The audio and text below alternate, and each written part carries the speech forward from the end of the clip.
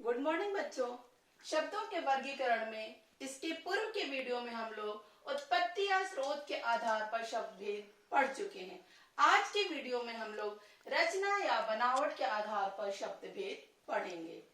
रचना या बनावट के आधार पर शब्द के दो भेद होते हैं। पहला मूल या रूढ़ शब्द, दूसरा व्युत्पन्न शब्द। मूल या रूढ़ शब्द, मूल का अर्थ होता है जड़ और रूढ़ का अर्थ होता है पुराना, अर्थात वे शब्द जो पुराने समय से किसी विशेष अर्थ में प्रयुक्त होते आए हैं उन्हें मूल या रूढ़ शब्द कहा जाता है। इन शब्दों को यदि हम खंडित करते हैं तो इनका कोई भी अर्थ नहीं निकलता है, जैसे फूल, फल, मेज आदि। दूसरा है व्युत्पन्न शब्द। व्युत्पन्न शब्द जो है इसके दो भाग होते हैं, यौगिक शब्द और योग रूढ़ शब्द।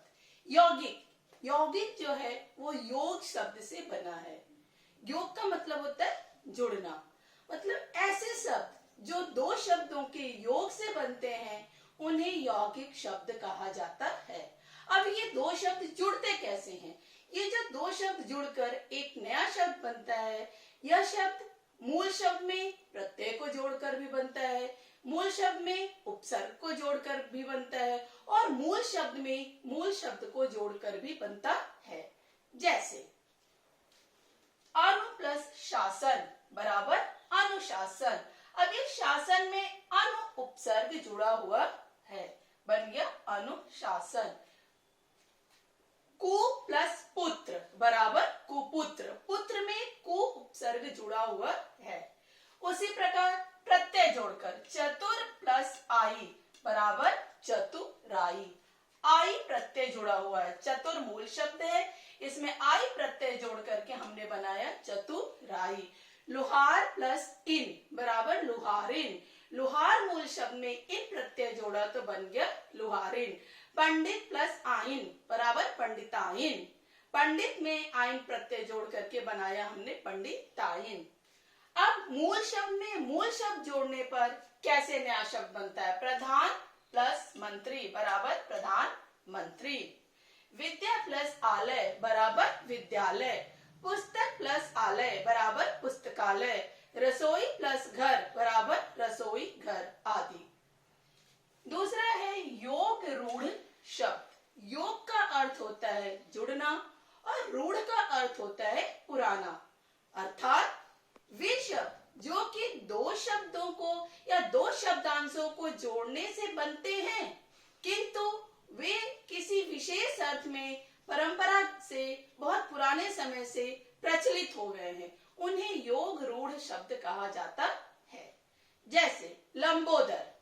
अब लंबोदर का अर्थ होता है लंबा है जिसका उदर या जिसका पेट बड़ा है, तो बड़ा पेट किसी का भी हो सकता है, लेकिन लंबोदर प्राचीन समय से गणेश जी के लिए प्रयुक्त होता आया है। जलज, जल प्लस ज बराबर जलज।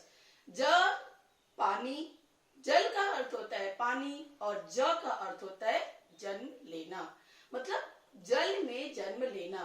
तो जल में तो बहुत से जीव जंतु जन्म लेते हैं, सांप, मछली, केकड़ा, कछुआ आदि, लेकिन जब हम जलज बोलते हैं तो वहां पर हम इन जीव जंतुओं की बात नहीं करके कमल की बात करते हैं, क्योंकि जलज शब्द जो है वो प्राचीन समय से कमल के लिए रूढ़ हो गया है। उसी प्रकार पंकज, पंख का अर्थ होता है कीचड़ और ज का अर्थ होता है जन्म लेना, कीचड़ में जन्म लेना।